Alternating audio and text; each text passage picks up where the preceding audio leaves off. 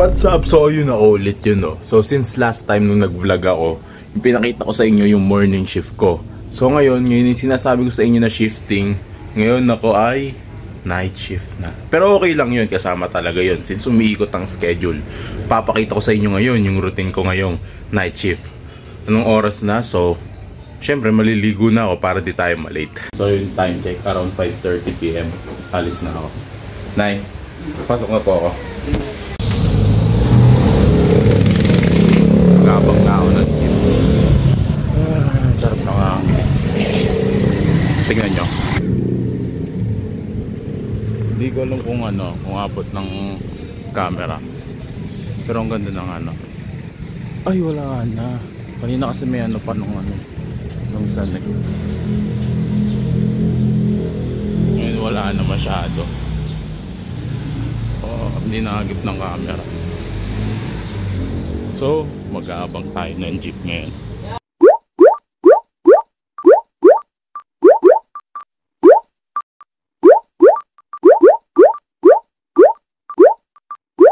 Nakasakay ako agad ng jeep ngayon. Hindi ako nahirapan sumakay. Hindi masyado nag-traffic yun sa Sangandaan.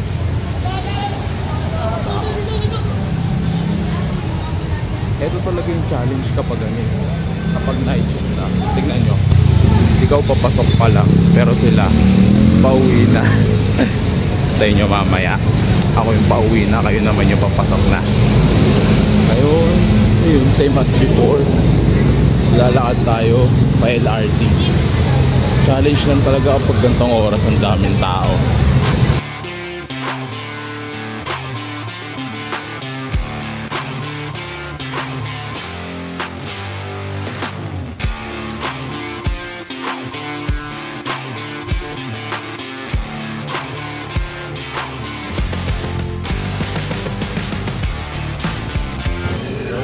Walang masyadong traffic, tapos sabi tayo agad ng ticket.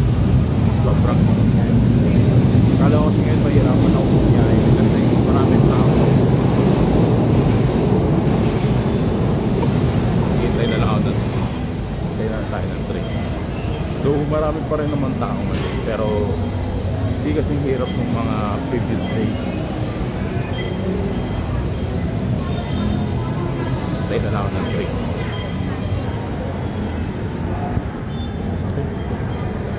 Kaya habang naghihintay ako ng train, may sunset.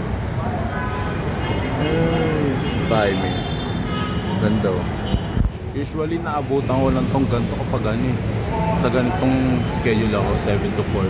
Like mga ganito, kung makakaalis ako ng 5:30, pero sobrang rare nung mga ganito na yung abot ako ng ganito kabilis. Unexpected lang din yung kanina, may jeep agad, tas wala masyadong traffic sa Sangandaan. Tas, ayun nga, mukhang magiging challenge lang dito yung paghihintay ko sa toll. Sabi lang meron na eh, dito wala pa rin. Pawis na ako, pero sa forehead lang naman.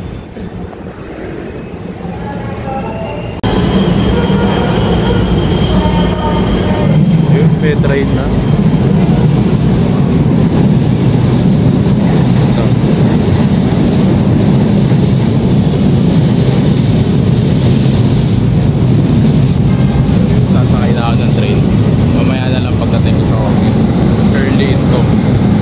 So yun, nakapag-early in nga tayo. Nakapag-in tayo ng 6:40 PM. Tignan natin kung sino yung naka-duty pa. Uy, sir! Akala ko ano ka? Akala ko 8 to 5 ka. Sino dito? Ay, hindi nga pala natin mga schedule. Alam mo, hindi ka makapag-tuto? Hindi. 7 to 4 ako ngayon, tapos simula bukas araw-araw 5 to 2 na ako.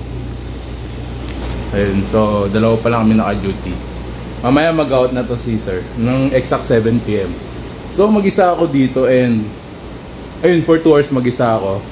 Tapos yung next na ka-partner ko na darating na ng 9 PM. So ayun, I'll be alone for 2 hours.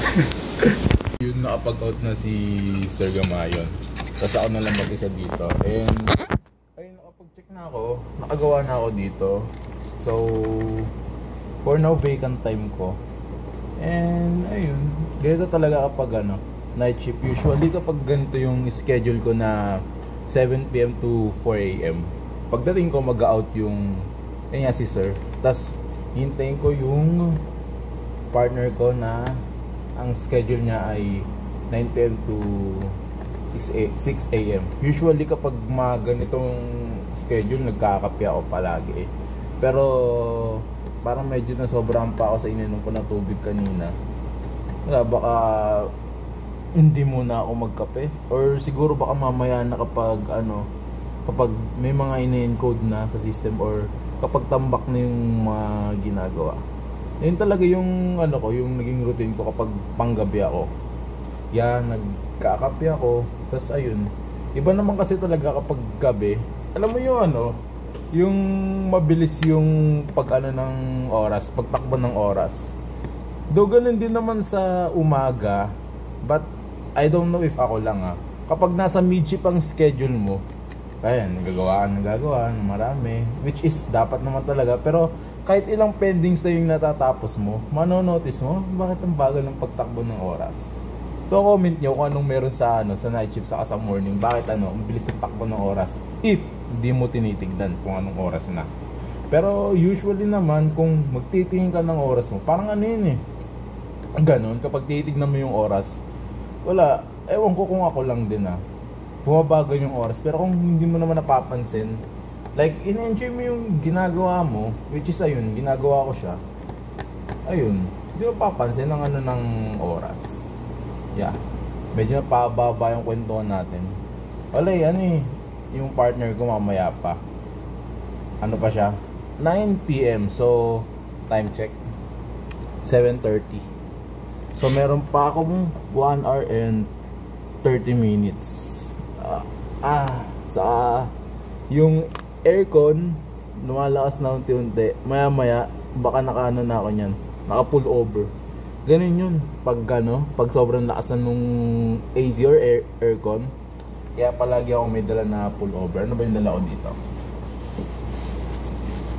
Oh, tada. Yeah, ito yung dala ko. Maya baka salting ko na to. And shout out kay mama. Si mama nagbili sa akin ito Pamporma daw. So yun, magagamit ko siya dito kasi napakalamig. Timing ganito na ayun nga, malakas yung aircon. Sa bahay kasi ayun lang din. Sa apartment kasi nasira yung aircon namin and if I'm not mistaken, 1 or 2 weeks na. Tamang flex ng bicep. Then okay rin kasi nagda-dumbbell ako every night. Nung morning pa ako. Pero ngayong nasa night shift na ako, feeling ko mapapadalang na yung mga ko. Feeling ko mapapadalang yung ko. Yung ayun nga. Saka dalawa rin yung phone na dinala ko kasi hindi rin ako nakapagdala ng charger para just in case, diba? Yun, importante. Nasaan na ba ako? Ayun, sa AC. Ayun nga, if I'm not mistaken, 2 or 3 weeks na siyang ayun nga, nasira na naman. And ayun, till now, okay naman kahit paano. Pero syempre, iba rin kasi yung init ngayon. Pero kaya namang tiisin. Yeah. So yun, nakagawa na ako. And ayun, titignan ko na lang if ano pa mangyayari sa whole night shift ko. Yun, sinuot ko na siya. Lumakas na kasi yung ng aircon and ayun, hindi na ako mag-isa kasi pumasok na yung partner ko sa 9 to 6 si Marvin. Siya nga pala yung yung dumali nung ginawa, yung regalo ko sa girlfriend ko. Yung sketch na eto, ayan yun. Siya gumawa niyan. And ayun, nakakuha ako ng discount. Pero kasi for me, pag mga ganun, di ako ng mga discount kasi we don't know naman, diba, if ilang araw bago nila matapos yun. So, nagutom ako. Fight ako kung saan kami madalas bumibili ng pagkain kapag night shift. Bukas pa yung mga kainan dito. Tempura. Diyan din kasi ako bumili. Pero yung binibili Alam ko. Doon. Paglagpas ng Jollibee. Doon kami madalas kumakain nung kasama ko pa yung ibang night shift. Pero kasi ngayon, sa ngayon si Marvin na kasi yung kapartner ko sa night shift. Eh madala na siyang pagkain. Kaya ako na lang yung magpapay. Ayun, bukas. Bukas yung inibila namin. Dito kasi mura kasi dito, kaya dito kayo madalas bumibili. Ano ba? Dito talaga kami madalas kumakain. Tapos may free gravy pa dyan. Kaya ko wala matapos yung pinaluto. So nakabalik na ako and break time ko na. Ito nga pala yung nabili ko. Ayan, siomai rice. For me, kung ako yung tatanungin, ayun yung pinaka-prefer ko na pagkain doon. May free gravy pa sila. Ayun. Tapos, ang dami kong kinuha chili, free chili kasi. So yun, kain na muna ako since break time ko naman. So yun, marami na tayo na-check, marami na tayo nagawa. Time check, 1:47 AM. And isa pa, medyo tinamaan ako agad ng antok. Hindi pala ako agad kakabalik ko lang kasi sa night shift, siguro na bago pa yung pero ayun, nilabanan ko. Saka isa pa, kotse ko, nakalimutan ko magdala ng coffee. Kaya notice ako, kailangan ko talaga labanan ng antok for now.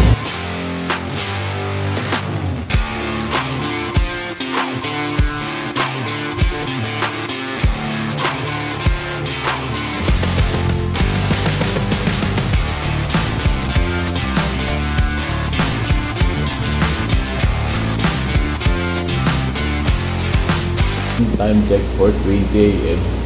Dapat kanina ng 4 pa ako nag-out, kaso mahirap kasi mag-out ng saktong 4 kasi possible baka hindi pa open yung station doon. And ayun, uwi na. Vin, out na ako, Vin. Waiting na lang ng train. Ganito kapag pag 7 to 4 ako, wala masyadong tao. Minsan na na-try ko dito, ako mag-isa sa loob ng mismong train. Wala akong kasabay. Kasi stay tayo ng train.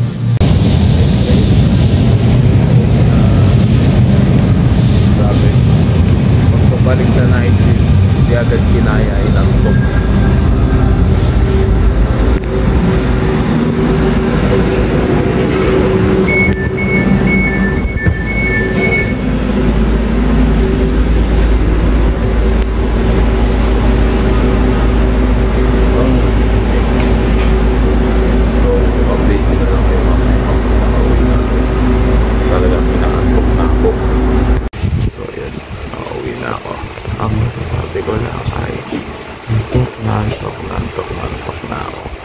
Na gusto mo ang video ito, mag-iwan ka ng like and comment para mas lalo pa akong ganahanap. Isikapin natin mag-daily content. Antok na ako and bye!